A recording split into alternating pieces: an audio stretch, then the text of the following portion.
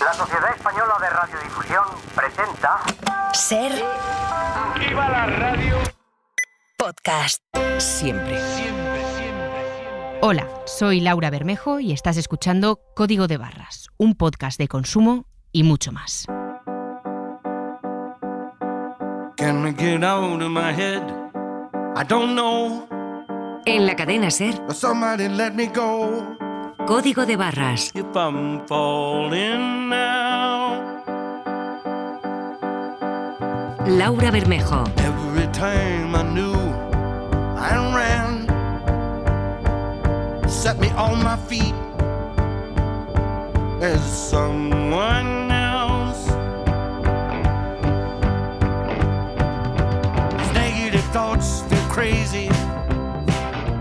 Más de 800.000 niños en nuestro país sufren obesidad infantil. La gran mayoría de ellos pasa 5 horas al día frente a una pantalla y el tiempo de actividad física disminuye entre los más jóvenes año a año.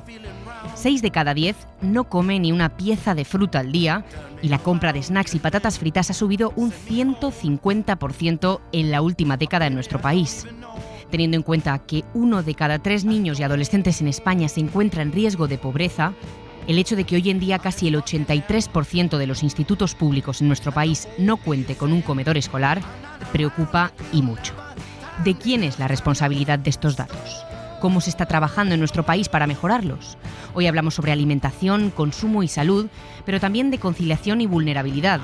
También hablamos sobre un asunto muy de moda en redes sociales, sobre todo entre los más jóvenes, que es el uso de aplicaciones que aseguran pagarnos por hacer cosas cotidianas: andar, leer, escuchar música o responder encuestas. ¿Quién hay realmente detrás de estas aplicaciones y cuál es su objetivo real? También, por supuesto, como cada semana, respondemos las consultas de nuestros oyentes, hoy con la Asociación de Consumidores Facua. Empezamos.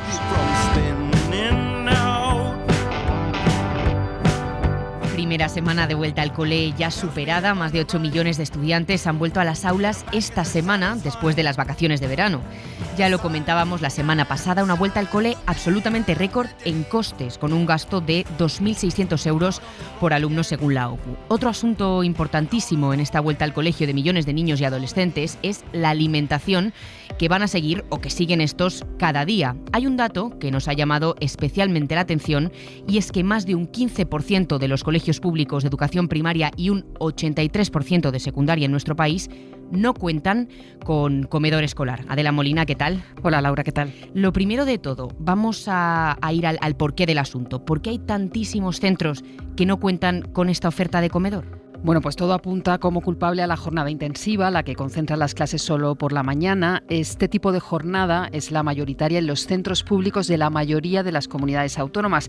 Y aunque su implantación no tiene por qué suponer la desaparición del comedor escolar, la realidad es que en la práctica muchos de los alumnos dejan de usar el comedor cuando tienen clases solo por la mañana y se van a comer a casa, así que el servicio deja de ofrecerse.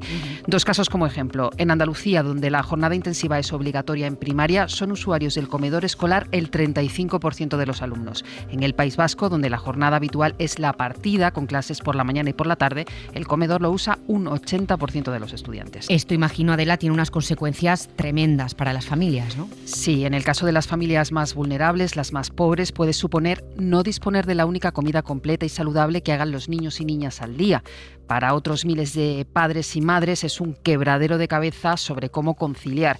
María Capellán, que es presidenta de la Confederación de Padres y Madres de la Escuela Pública, CEAPA, recuerda, por ejemplo, que en los institutos, donde apenas hay comedores, estudian alumnos que solo tienen 11 o 12 años. Y con 12 años tienen muchas necesidades, no tienen edad para, pues eso, la gente que tiene que conciliar vida familiar y laboral, dejarlos en casa comiendo solos cuando salen del instituto, y los que no tienen recursos, con 12 años dejan de hacer esa comida decente que hacen la mayoría de las veces en el comedor escolar. Esto si hablamos de centros públicos, pero ¿qué pasa con la educación concertada? Bueno, pues la concertada no tiene este problema. La concertada además habitualmente escolariza alumnos desde infantil a bachillerato y cuentan con este servicio del comedor escolar más de un 80% de los centros. Al final, la presidenta de CEAPA cree que cosas como este tipo de servicios, acaban condicionando la elección de muchas familias por este tipo de centros frente a la pública.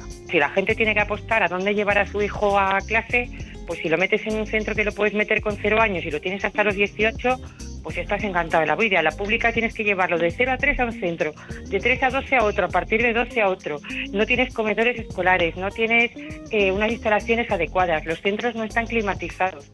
Pues al final la pública está perdiendo. Hay un aspecto fundamental, aparte de que los centros cuenten con comedor, y este es el precio de que tiene el menú, ¿no? Por cierto, varía mucho también entre comunidades autónomas. Sí, la horquilla es considerable. Según los datos recopilados por CEAPA, por la Confederación de Padres y Madres de la Escuela Pública, oscilan entre los 4 euros de Cantabria, que sería la comunidad más barata, hasta los 9 euros precio diario que se llega a pagar en Asturias. Eso supone, si hacemos la cuenta, que las familias pagan entre 80 y 180 euros por el comedor al mes en los centros públicos. ¿Qué pasa con los que no se pueden permitir este dinero? Hasta estos 180 euros al mes que cuesta el comedor. Bueno, hay becas, pero de nuevo la disparidad entre comunidades es tremenda. Cada autonomía establece criterios distintos para tener derecho a ella, de forma que puede ocurrir que se tenga la ayuda en un sitio, en una comunidad, y en la de al lado, con las mismas condiciones, no se tenga derecho.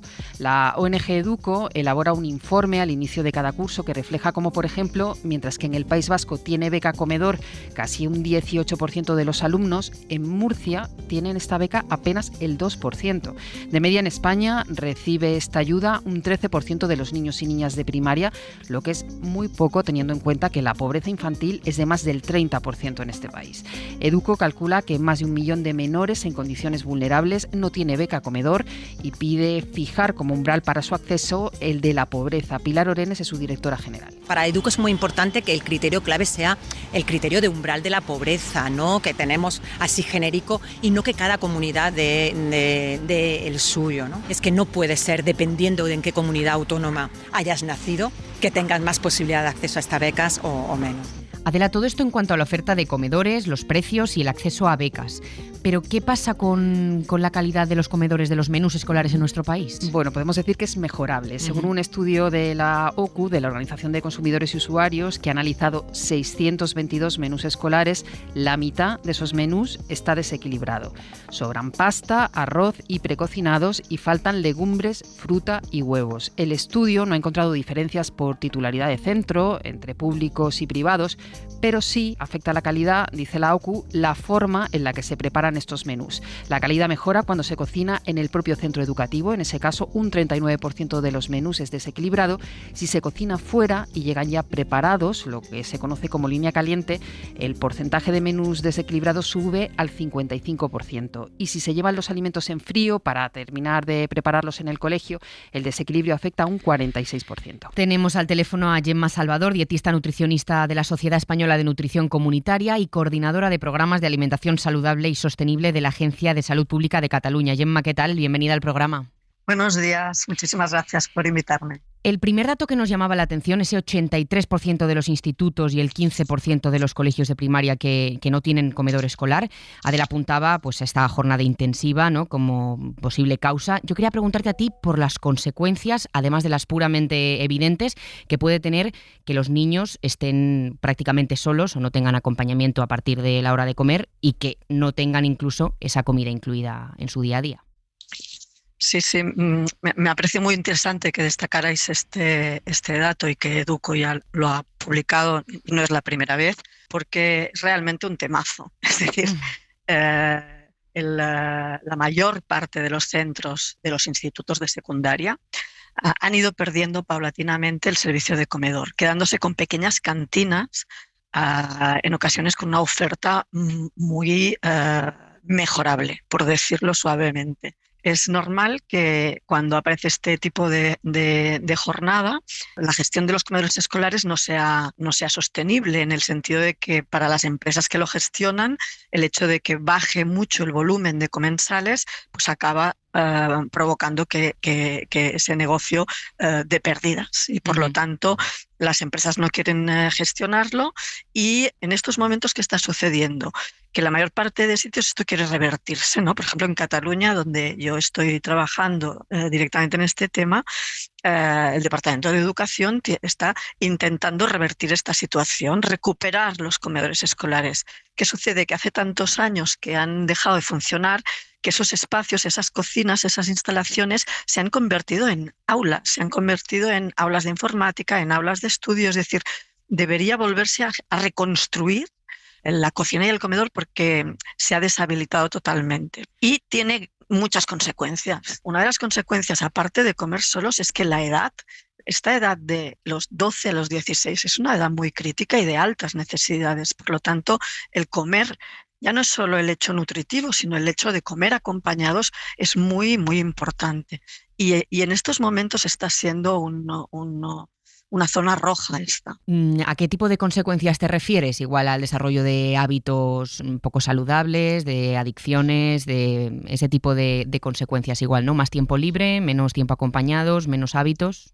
Bueno, tenemos datos muy claros en relación a la dedicación o tiempo al que se dedica a las pantallas, a las redes sociales, al acoso en redes sociales. Es decir, en el momento en que a estas edades y por un tema de conciliación familiar, la mayor parte de estos jóvenes adolescentes van a realizar esta comida solos si la realizan, porque entonces aquí vuelve a aparecer el tema de las familias más vulnerables, ¿no? Hay capacidad para dejar la comida preparada, hay capacidad para que estos niños estén en su casa comiendo la comida que les ha preparado su familia, o van a comer comida envasada o alimentos ultraprocesados, sencillamente, bolsas de aperitivos con zumos, con bebidas refrescantes. Esto sin la compañía de un adulto y esta situación reiterada a lo largo del tiempo durante todo el proceso de la secundaria, pues esto tiene muchos riesgos en relación a muchos hábitos tóxicos. Hablábamos también de una gran disparidad de criterios entre comunidades autónomas. No sé si existe algún marco común o algún objetivo de que este marco común exista dentro de poco tiempo. Sí, de hecho existen unos antecedentes legales y es en el año 2000. Hay un documento de consenso sobre comedores escolares en el que participaron todas las comunidades autónomas, que es del año 2010, y en el año 2011 por primera vez en una ley aparece una referencia explícita a las características generales que debe tener el servicio de comedor escolar, y aparece sobre todo en relación a la prevención de enfermedades y en concreto a la prevención de obesidad infantil, que es una de las enfermedades de mayor prevalencia en el entorno de niños y jóvenes en nuestro país. Esta ley es la Ley de Seguridad Alimentaria y Nutrición, promovida y coordinada por la Agencia Española de Seguridad Alimentaria y Nutrición, y hay todo un capítulo, ahora creo recordar que es el capítulo 7. Dentro de este capítulo hay un artículo que hace referencia a toda una serie de características. Lo que pasa es que ya sabemos que las leyes enmarcan, pero son muy genéricas, y luego se necesita que estas leyes aterricen con decretos. Y ahí estamos pendientes de un decreto de comedores escolares que está muy trabajado, en el que han participado también las comunidades autónomas y que está pendiente de retoques y de aprobación. Y esto sería pues deseable porque de alguna manera obligaría a unos mínimos, a unos criterios común mínimos a todas las comunidades autónomas. Lo que pasa es que el inicio de trabajo sobre evaluación de los comedores escolares y tal entre comunidades ha sido muy dispar. Por ejemplo, en Cataluña se empezó a trabajar en este sentido en el año, hace casi 20 años, en el 2006, evaluando programaciones de menús, haciendo formaciones, documentos, posicionamientos, registros, etcétera. Y hay otras comunidades que se han sumado a este tema, pero mucho más recientemente. Por lo tanto, la evolución es bastante distinta. ¿Cómo estáis trabajando? Bueno, más o menos ya me has comentado un poco, ¿no? ¿Cómo estáis trabajando en Cataluña?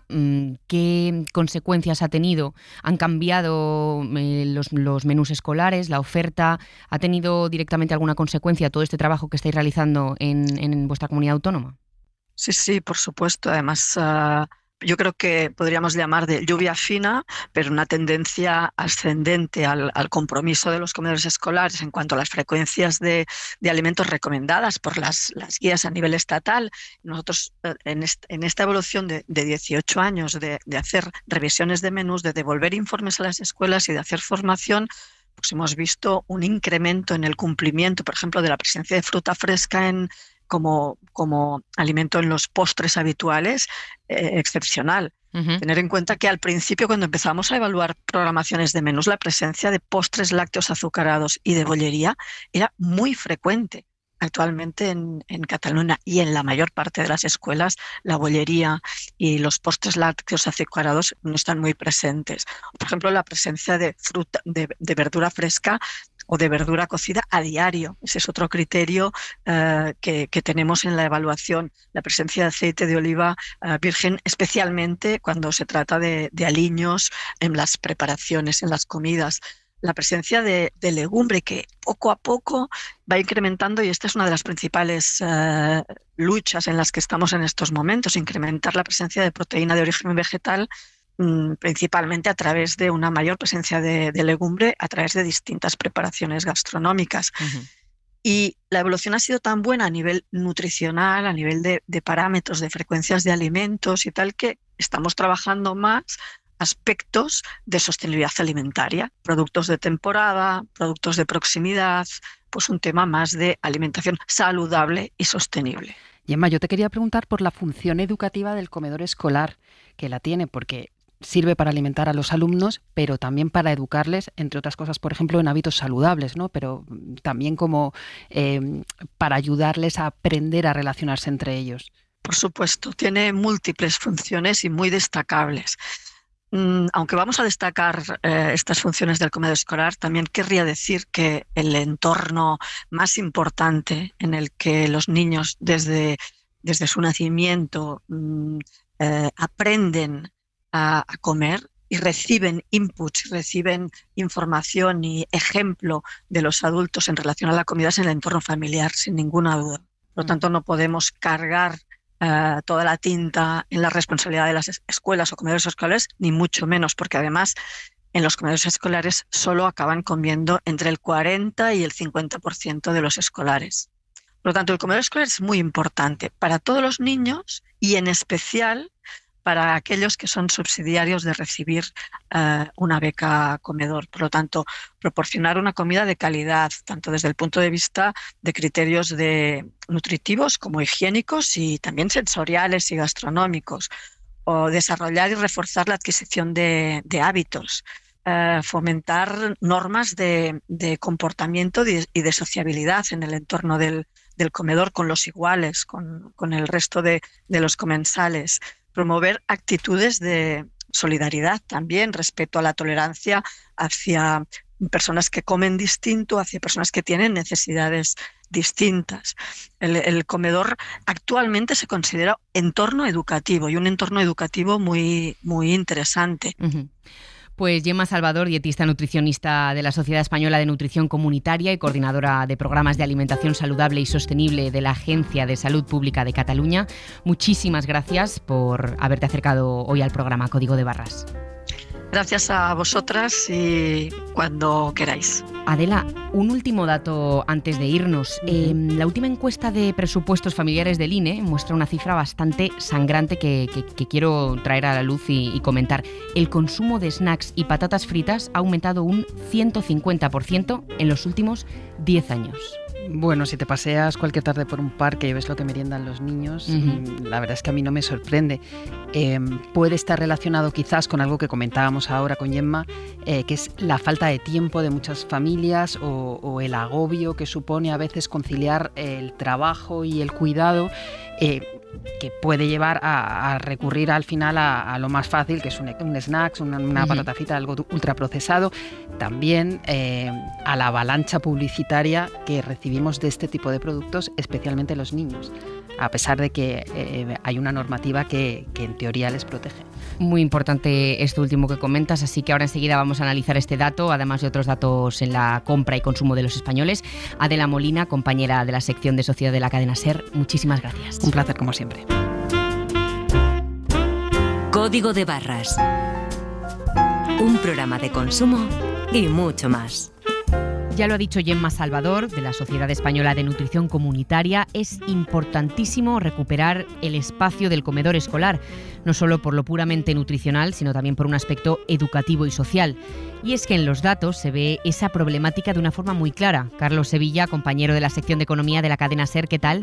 Hola Laura, muy buenas. Según la última encuesta de presupuestos familiares del INE, el consumo de snacks y patatas fritas se ha duplicado, o incluso un poco más, en nuestro país en los últimos años. Sí, el año pasado consumimos medio kilo de patatas fritas o congeladas, cuando hace 10 años apenas fueron 200 gramos. Su consumo ha aumentado un 150%. 20%. Y el consumo de snacks, como triángulos de maíz, maíces tostados, palomitas y esas bolsas de risquetos o de Bocabits, se ha duplicado en estos años, ha subido un 100%. Además, comemos más de un 30% más de helados y batidos de chocolate, un 25% más de tabletas de chocolate, bombones, mantequilla o cerveza y un 20% más de mermeladas y confituras. En paralelo, desde 2013, hemos reducido más de un 20% el consumo de zumos de frutas, de leche entera, hortalizas de hoja y cítricos, y consumimos entre un 15 y un 20% menos de peras, aceite de oliva, pescado y legumbres. Estos son los datos, digamos, negativos si pensamos en una alimentación saludable. Pero esta encuesta del Instituto Nacional de Estadística también trae algunas buenas noticias. Por ejemplo, en los últimos 10 años hemos aumentado más de un 30% el consumo de frutos rojos, uvas, plátanos y cervezas sin alcohol. Y comemos cerca de un 20% más de coles y de verduras congeladas. Además, fumamos casi la mitad de cigarrillos que en 2013 y consumimos un 30% menos de azúcar, cerca de un 25% menos de edulcorantes y carnes procesadas y un 15% menos de refrescos. También ha bajado el consumo de bebidas alcohólicas como el vino, el whisky, la ginebra o el vodka. Y termino, Laura, con 3 datos más. Mira, comemos más carne de cerdo y de pollo y menos carne de vaca y cordero y embutidos. Hemos reducido el consumo de café molido casi en la misma proporción en la que hemos aumentado el de café en cápsulas y bebemos un 40% más de agua embotellada y un 20% menos de agua del grifo. Pues muchos datos que nos dan mucha información del consumo de los españoles. Por eso hemos querido llamar a Miguel Ángel Royo Bordonada, que es jefe de estudios de la Escuela Nacional de Sanidad. Miguel Ángel, ¿qué tal? Bienvenido de nuevo a Código de Barras. Buenos días, muy bien, gracias. Parece en general que hay una mayor concienciación por la alimentación consciente, la alimentación saludable, ¿no? Lo vemos en redes sociales, hay mucha gente que habla sobre este tema, pero luego los datos hablan de otra cosa. Aumenta el consumo o la compra de patatas fritas o de snacks. ¿Esto por qué pasa? Bueno, los hábitos alimentarios, hay multitud de factores que influyen, ¿no? Pero los 3 más importantes son el precio, y esto lo hemos visto claro, por ejemplo, recientemente con el aceite de oliva, que era muy consumido en España y ha caído su consumo por el aumento del precio.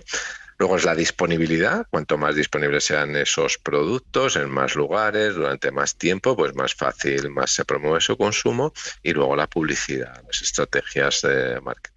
¿Crees que tiene algo que ver? Lo comentábamos antes, hablando de comedores escolares. Al final hay muchos niños y muchos adolescentes que no tienen la posibilidad de acudir a comedores escolares, y hay familias también con un gran problema en este sentido.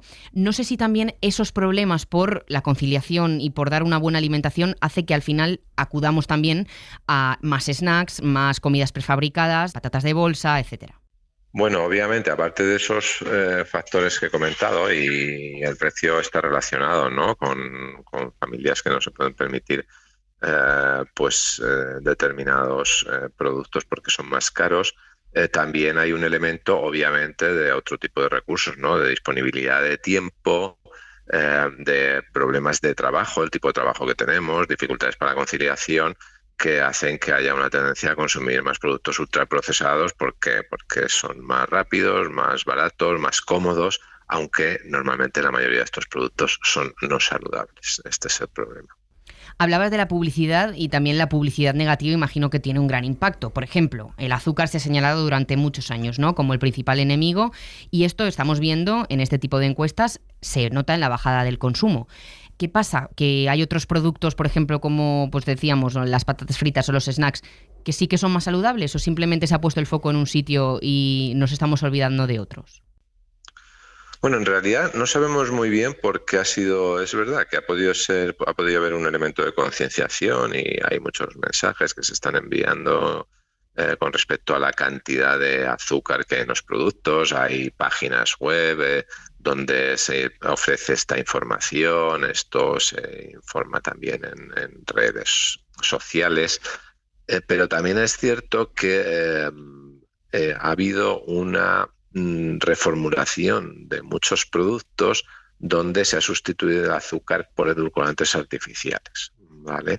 Y eso también puede tener que ver con la reducción del consumo de azúcar, porque buena parte del azúcar que consumimos ahora no solo es azúcar de mesa, sino que es azúcar añadido en los alimentos, ¿no? Como una estrategia para potenciar su sabor, también como conservante, etcétera. Entonces, a sustituir estos edulcorantes, pues cae un poco el consumo de azúcar. Pero bueno, los datos de otros tipos de productos ultraprocesados que ha aumentado su consumo, son claramente no saludables. Y después, el tema de los edulcorantes artificiales no es neutro, es decir, no un producto con edulcorantes artificiales no es saludable, porque estos edulcorantes ya se está viendo que tienen también en altas dosis efectos perjudiciales para la salud, y además el hecho de que tú añadas un edulcorante artificial que tiene un potencial edulcorante mucho mayor que el del azúcar, es decir, que el sabor dulce es mucho más intenso de estos productos, tampoco es bueno, ¿no? Porque hace que las personas que están habituadas o que tienen cierta tendencia o, entre comillas, adicción a los productos dulces, pues mantienen esa habituación al sabor dulce. Miguel Ángel, ¿hay algún país, estamos hablando de la situación aquí en España, ¿hay algún país que esté aprobando o que haya llevado a cabo políticas a favor de, digamos, para favorecer esta alimentación más saludable, que estén funcionando, donde se haya cambiado la tendencia más acentuadamente que aquí? ¿Nos podemos mirar en algún país para hacer las cosas mejor? Bueno, por un lado hay políticas para promover entornos alimentarios saludables y sobre todo, habéis mencionado el colegio, es muy importante, ¿no? Que en los colegios pues haya una oferta alimentaria saludable, ¿vale? Todavía en España tenemos ahí mucho terreno por avanzar. Se ha avanzado, pero los comedores escolares todavía no hacen una oferta, digamos, acorde con las recomendaciones nutricionales. Por ejemplo, no se proporciona cereales integrales, pan integral, todavía hay mucha presencia de productos cárnicos no saludables, hay poca proteína vegetal, hay todavía frito, en fin, aunque se ha avanzado, hay todavía mucho ámbito de mejora, y esto en algunos países europeos, Francia, sin ir más lejos, que está ahí al lado, pues digamos que está mejor. También otro dato, por ejemplo, curioso, que menciona esta encuesta, lo del consumo del agua, ¿no? Pues en muchos países europeos esta es la norma, el agua del grifo. El agua del grifo es perfectamente saludable y, sin embargo, en España pues se consume poco y se consume mucho agua embotellada, con todo el impacto ambiental que eso tiene, ¿no? Y el coste económico para las personas. Y luego, en términos de regulación, ¿no? de lo que es la oferta y la publicidad de productos ultraprocesados, pues sobre todo hemos visto que están aplicando ahora medidas importantes a algunos países latinoamericanos, como Chile, por ejemplo, y con una regulación integral de lo que es la publicidad, el etiquetado alimentario y la oferta, ¿no? De los productos ultraprocesados. Y bueno, estos países lo han hecho porque ya habían llegado a una situación límite, ¿no? Chile era el país con mayor consumo de bebidas azucaradas del mundo, había superado ya a Estados Unidos y empezaban a tener muchos problemas de obesidad y diabetes, también en México, con unas tasas de diabetes totalmente disparadas. Entonces estos países que, digamos, ya le han visto más que las orejas al lobo, pues han decidido aplicar medidas, y se está viendo que estas medidas son eficaces. Otro dato que nos llamaba la atención es el consumo de alcohol. En este caso, por ejemplo, la cerveza sin alcohol ha aumentado su consumo más de un 30%. Pero no solo los datos, lo vemos también en la oferta publicitaria de muchas marcas de alcohol. Por ejemplo, pues ya decíamos la cerveza, pero también hay ginebra sin alcohol, ron sin alcohol, es decir, bebidas que son puramente alcohólicas que ahora las ofertan sin alcohol. ¿Esto es porque hay una mayor concienciación y por ese motivo las marcas reaccionan? ¿O es más bien una estrategia de las propias marcas para poder publicitarse y llegar a un público más amplio en este sentido? Pues tú has dado la respuesta correcta, ¿no? Es una estrategia publicitaria, claramente. Lo que se está haciendo, y esto espero que la nueva normativa de protección del alcohol a los menores, y por fin sale, lo que se está haciendo al publicitar ginebra, ron sin alcohol, es saltarse la normativa que prohíbe la publicidad de estos productos. Haciendo una versión sin alcohol pueden dar publicidad del producto. Es una forma de eludir la normativa, ¿no? Y de hecho esto me consta que es algo que se va a intentar corregir, ¿no? El consumo de alcohol sigue siendo un problema de primera magnitud en España, 15.000 muertes al año, aparte de muchos otros problemas asociados no solo de salud, sino también sociales, laborales. Además, el consumo hasta la COVID, es verdad que en la COVID, con la pandemia, hubo un descenso, pero hasta la COVID se estaba viendo un aumento.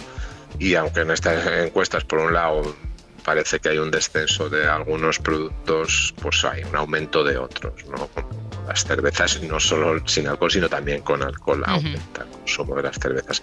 Por lo tanto, el alcohol sigue siendo un problema de primera magnitud en España y sobre todo en menores, y hay que trabajar más. Ahí sí que tenemos muchísimo terreno por avanzar para proteger a los menores de la publicidad, la oferta y el consumo y los efectos del consumo de estas bebidas.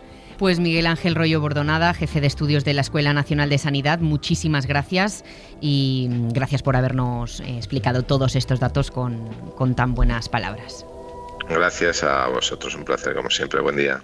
Carlos Sevilla, compañero de la sección de Economía, muchas gracias a ti también. Gracias, Laura, hasta la próxima.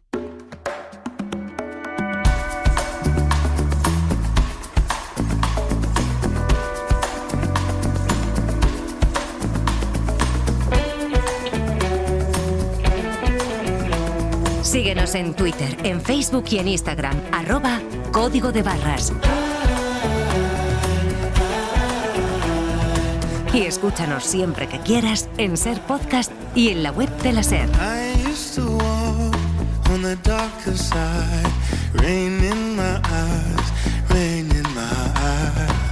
Abrimos ya el consultorio. Esta semana nos acompaña Miguel Ángel Serrano, vicepresidente de Facua. Miguel Ángel, ¿qué tal? Bienvenido al programa. Hola, muchas gracias. La primera consulta nos llega desde A Coruña, la manda Ignacio. Su mujer tiene un terreno con electricidad contratada con Naturgy y normalmente en este terreno no hay consumo porque apenas lo visitan. Las facturas suelen ser menos de 5 euros. Sin embargo, el pasado mes de mayo recibieron una factura de casi 78 euros sin haber estado en el terreno y no fue la única. Siguieron otras facturas más. Han presentado 4 reclamaciones online y les han respondido que es un tema de la distribuidora de Unión Fenosa. El 5 de julio llamé a Unión Fenosa Distribución después de que nos pasaran el 3 de julio otra factura más alta de 95,42 euros y un consumo mayor de 626 kilovatios hora y nos abrieron un expediente diciendo que un técnico se iba a poner en contacto con nosotros. El día 12, sí, el viernes, un técnico se puso en contacto con nosotros que ya estaba allí en la finca, es una finca que no vivimos, obviamente, cambió el contador y a día de hoy no sabemos nada y seguimos sin que nos indiquen si nos van a devolver los 160 o 170 euros pagados de más. Miguel Ángel, ¿qué debería hacer Ignacio y su mujer para recuperar este dinero? Bueno, lo primero que tengo que decir es que la principal recomendación que puedo realizarle a estas personas es que se afilien a una asociación de consumidores y usuarios como Facua. Porque por mi experiencia, cuando el usuario suele ir solo ante este tipo de empresas, sobre todo ante la empresa eléctrica, pues le suelen hacer poco caso, por no decir que lo van a marear de un lado a otro. Todo consumidor tiene que interactuar obligatoriamente, aunque muchas veces no lo sabemos, con 2 empresas. Una empresa es la empresa comercializadora, que es con la que realmente contratamos, que es la que nos hace la tarifa, la que nos emite las facturas, y otra empresa que es la empresa distribuidora, que va impuesta por el territorio donde nos encontremos, ¿no? La podemos elegir, que es la que nos pone el contador y nos da acceso a la energía eléctrica, por así decirlo. Lo primero que hay que decir es que la comercializadora no puede pasar la pelota a la distribuidora y la distribuidora a la comercializadora. No pueden tener al consumidor rebotando de un sitio a otro sin alguna clase de solución. Habría que analizar qué es lo que ha ocurrido aquí, habría que empezar analizando las facturas de estos consumidores, habría que ver el motivo por el que realmente se ha producido ese aumento de consumo. Si es por un consumo real, en cuyo caso el problema puede estar en el equipo de medida, puede estar a lo mejor en el contador, o si a lo mejor está siendo objeto de alguna clase de refacturación porque haya podido tener en tiempos pasados facturas estimadas y ahora le estén refacturando. En ese caso, lo que sí puedo adelantar es que el artículo 96 del Real Decreto 1955/2000, que es el principal Real Decreto que tenemos los consumidores en materia de energía eléctrica, limita a 1 año las refacturaciones que la compañía pueda realizar, pues por fallos del equipo de medida, por fallo administrativo o de cualquier otra índole. Y además da la posibilidad de que el consumidor, si lo necesitara, pueda solicitar prorratear esa cantidad de más que nos quieran cobrar en cuántos meses haya durado pues el fallo que nos pretendan pasar, ¿no? En cualquier caso, habría que empezar analizando todo el íter del caso, habría que empezar analizando la factura, qué es lo que se le pide, cómo se le pide, y ponerse en contacto con estas empresas. Si finalmente hay una ausencia de respuesta por parte de estas empresas, cabrían varias posibilidades. Evidentemente, acudir a los tribunales de justicia, pero aparte de esto, están los servicios de energía de las comunidades autónomas que pueden intervenir en los conflictos entre consumidores y empresas de energía, y además la resolución que dictan va a ser vinculante para las partes, susceptible de recursos y demás. Y otra de las alternativas podría ser el arbitraje de consumo en caso de que o la comercializadora o la distribuidora o ambas estuvieran adheridas a alguna junta arbitral. La siguiente consulta nos la envía Carlos desde Madrid. Ha preferido dejar la consulta por escrito, así que te cuento yo qué le ha sucedido. Él compró un conjunto de terraza en el Corte Inglés por 420 euros, con entrega prevista para la mañana del 28 de agosto. Recibió un correo confirmando la entrega, pero el pedido no llegó y Carlos había solicitado este día, el día libre, para ir a recibirlo. Llamó varias veces atención al cliente y envió correos que no recibieron respuesta. El pedido finalmente llegó al día siguiente sin previo aviso y otra persona tuvo que ir a recogerlo. ¿Puede reclamar Carlos una compensación por el incumplimiento de la fecha de entrega? Puede intentarlo. La fecha de entrega es un elemento esencial del contrato. Es cierto que el texto refundido a los consumidores en materia de compra-venta a distancia, porque por lo que entiendo creo que ha sido online la compra, o no sé si el consumidor lo señala. En cualquier caso, cuando es online se establece un tiempo máximo de 30 días, pero aquí estamos hablando de que el contrato se perfecciona bajo una fecha de entrega determinada y concreta que las dos partes asumen que se va a realizar. Con lo cual hay un incumplimiento de contrato por parte en este caso del Corte Inglés, y este incumplimiento además ha generado una serie de perjuicios en el consumidor, como por ejemplo el tener que haber pedido un día de vacaciones, ¿no? La recomendación es que realice la reclamación correspondiente al Corte Inglés solicitando una compensación por daños y perjuicios por incumplimiento del contrato en base al artículo 1101 y siguientes del Código Civil. Habrá que ver si Corte Inglés quiere llegar a algún tipo de solución en esa vía extrajudicial o previa a lo juzgado con el usuario. En caso contrario, tiene la opción de intentar el arbitraje de consumo si es que el Corte Inglés estuviera adherido a alguna junta arbitral, y si no, le quedan los juzgados y tribunales, ¿no? La última consulta surge de un caso que vimos en redes sociales. No es la primera vez que hablamos de esto, de hecho ha habido resoluciones sobre el tema y ha llamado especialmente nuestra atención porque es muy común. David intenta entrar al cine con comida de fuera y el personal del cine se lo impide. El tema es, pero para que me quede claro, el tema es que no puedo acceder con comida al cine, ¿no? Ese es el tema. No se puede pasar con comida ni bebida del exterior salvo agua, chicos. Claro, salvo agua. Sí, por supuesto.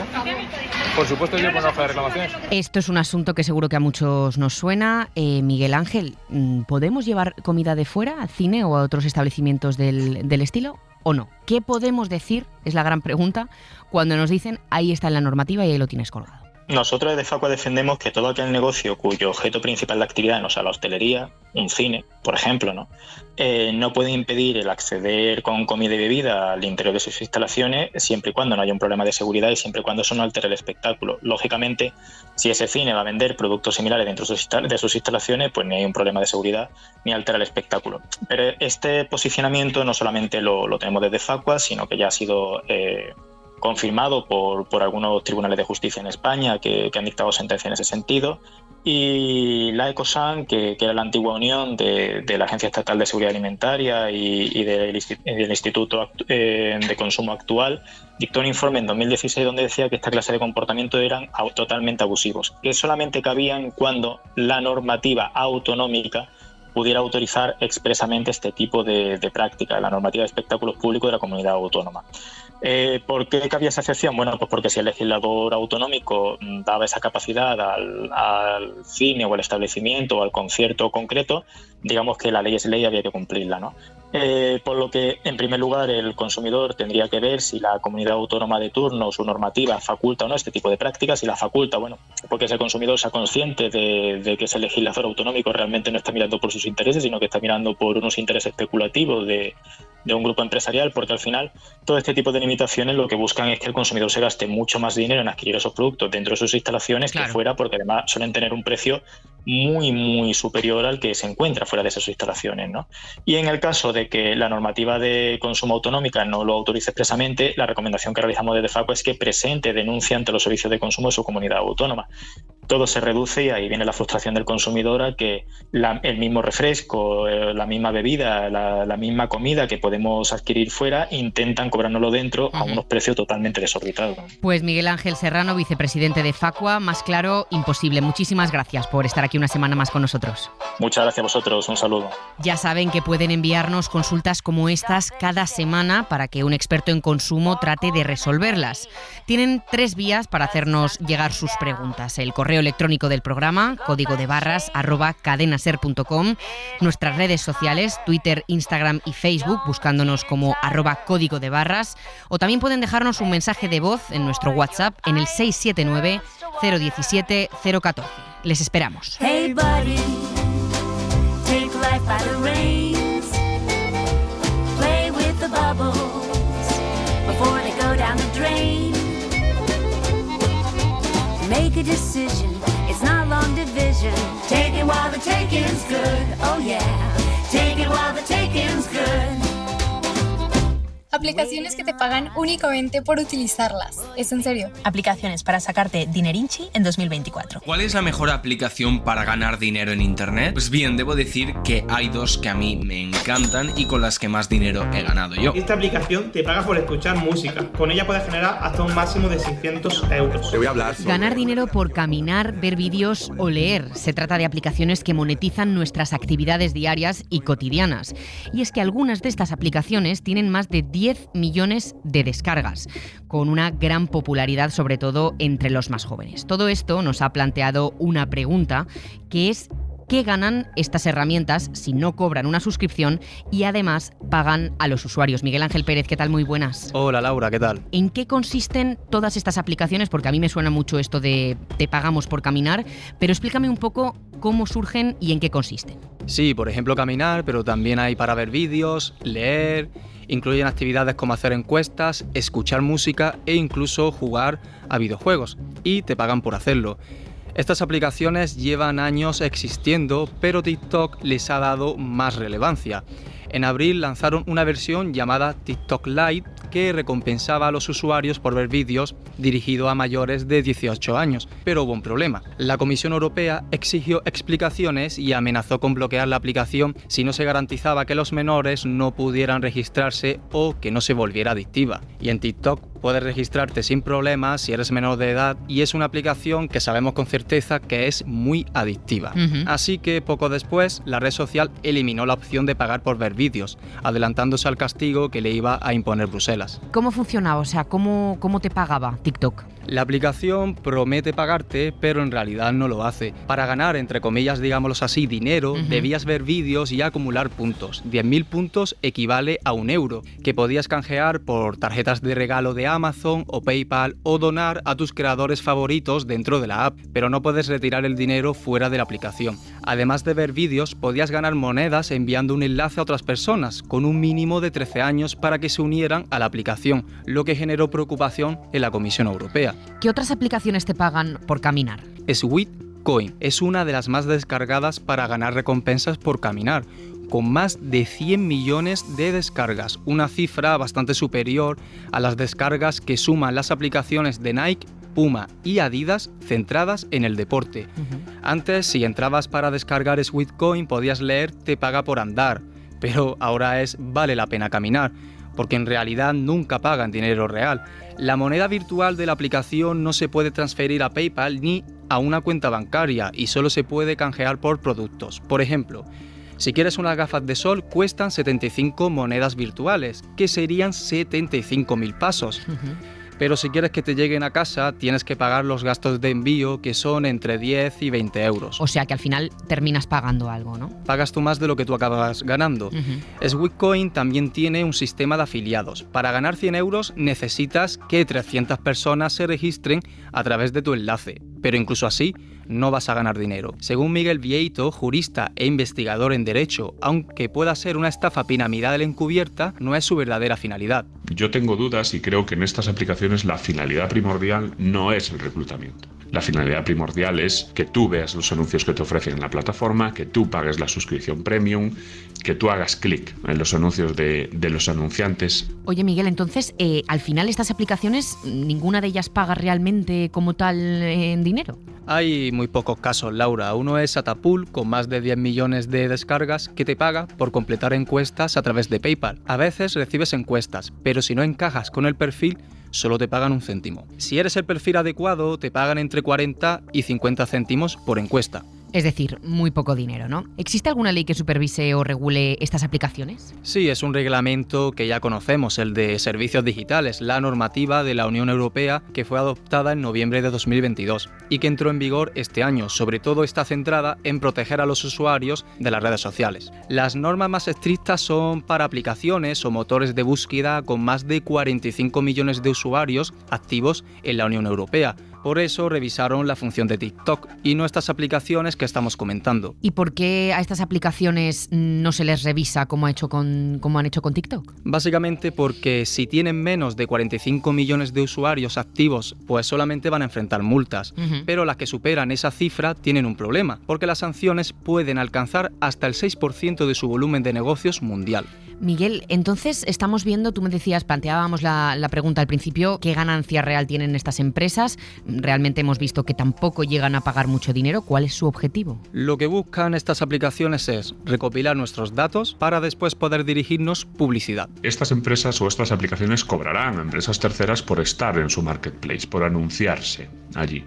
Dentro de esta relación podrán ofrecer a estas empresas que su target de personas usuarias es más probable que haga clics en sus servicios. No es casual que estas empresas hagan descuentos con empresas de ropa deportiva, por ejemplo. Por esto precisamente hemos llamado a Rubén Ramiro, especialista en tecnologías de la seguridad y ciberseguridad, actualmente en Telefónica. Rubén, ¿qué tal? Bienvenido a Código de Barras. Gracias. Hablamos de aplicaciones que prácticamente recopilan, bueno, además de nuestros datos personales, nuestra ubicación, nuestra geolocalización.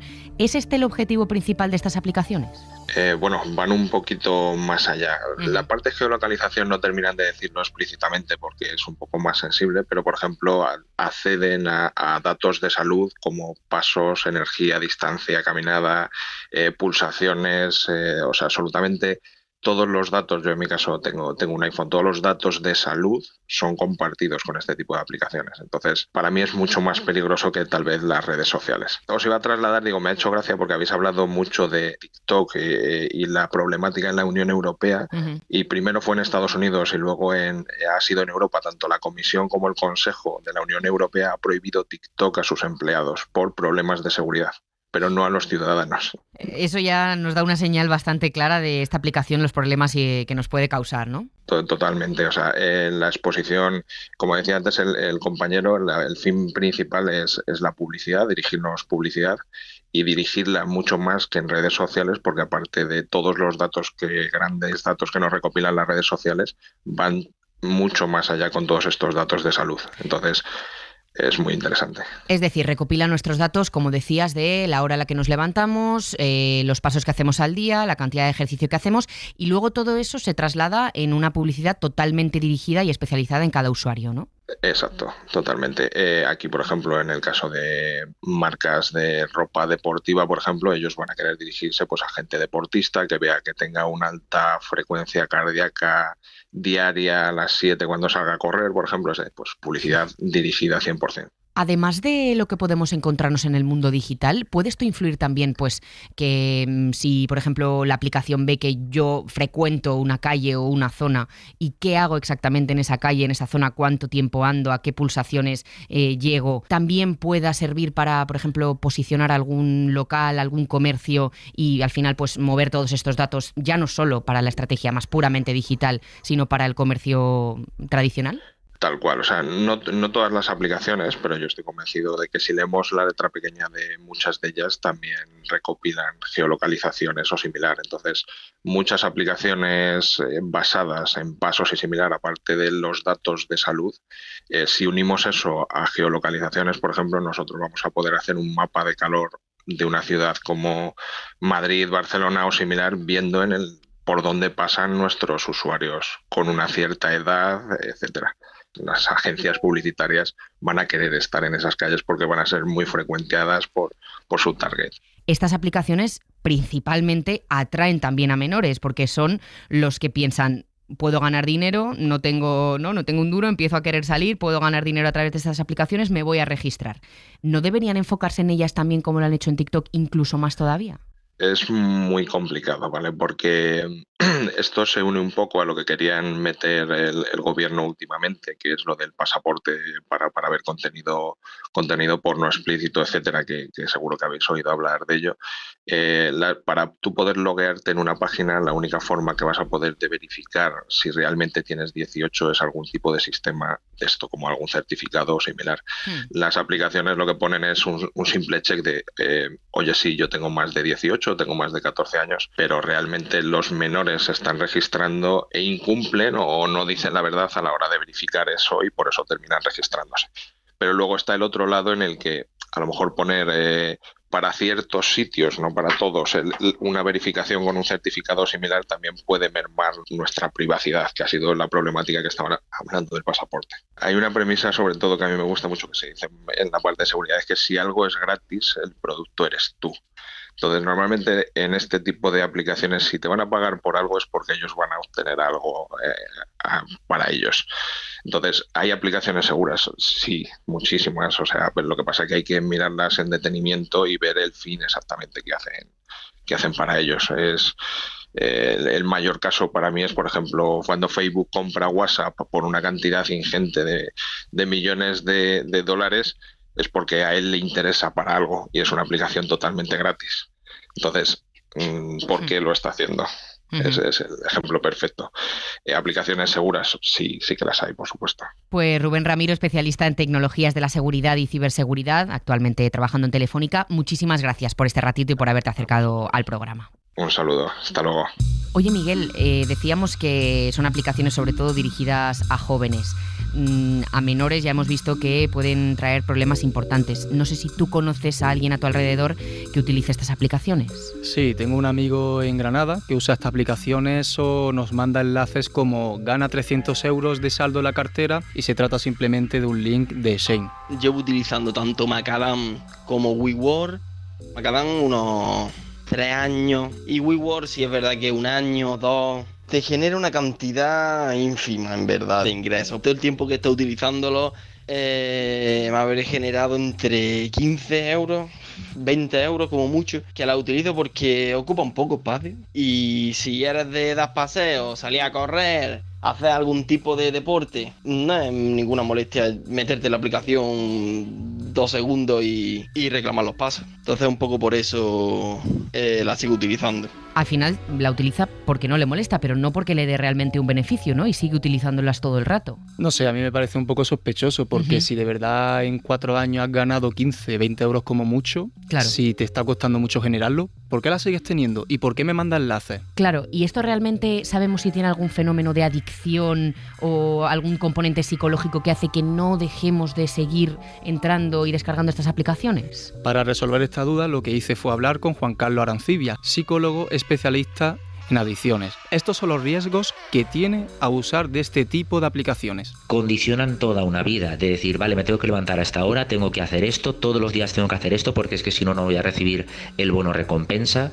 Y esto que hace que lleguemos a tener conductas compulsivas, es decir, comportamientos compulsivos, estar pendiente e incluso poner el foco en una actividad de una aplicación móvil, incluso a veces, que esto he tenido en consulta, personas que lo que han hecho es al igual dejar la vida social a un lado por el momento, incluso quitar horas de sueño, horas de trabajo, horas de vida social. Miguel, ya sabes qué decirle a tu amigo, que bueno, que muchos beneficios no parece reportarle y igual sí que tiene ahí que mirar un poco por qué sigue entrando en todas estas aplicaciones. Yo no sé si tú estás planteándote entrar en alguna de ellas. No, ni se me ocurre. Yo simplemente puse en Google noticias locas, me salió lo de la aplicación en móviles y me surgió la idea de hablar de este tema. Pues me parece un muy buen tema. Miguel Ángel Pérez, muchísimas gracias. A ti como siempre. Código de barras. El consumo en la SER.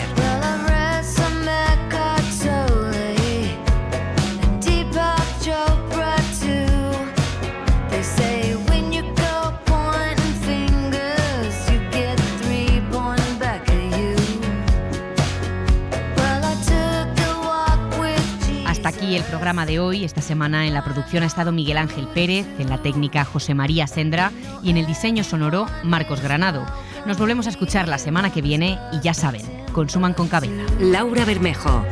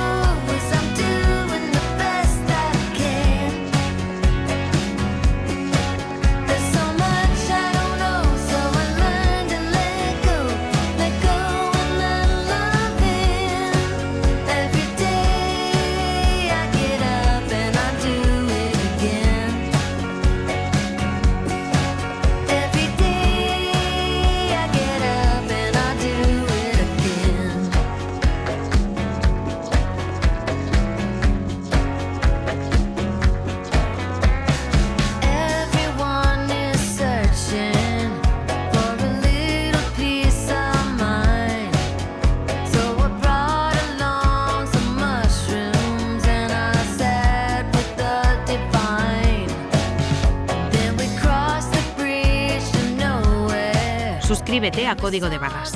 Todos los episodios y contenidos adicionales de la app de Cadena Ser y en nuestros canales de Apple Podcast, Spotify, iVoox, Google Podcast y YouTube. Escúchanos en directo en la Ser los domingos a las 6 de la mañana.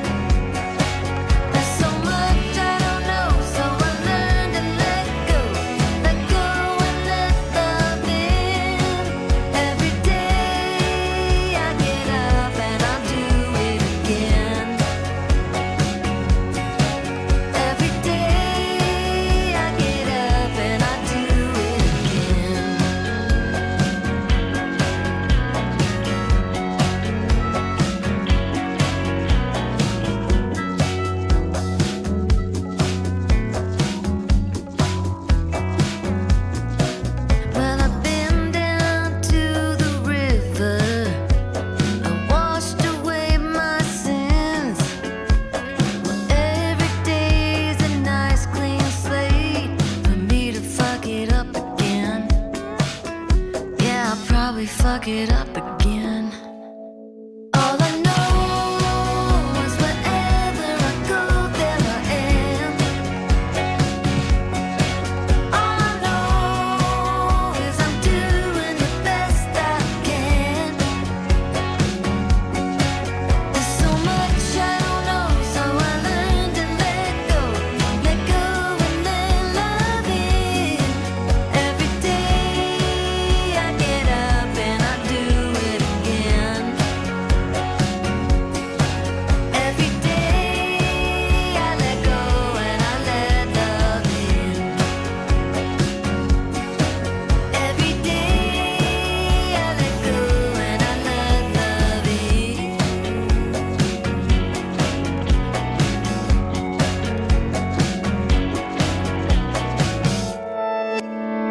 Cadena Ser. La radio.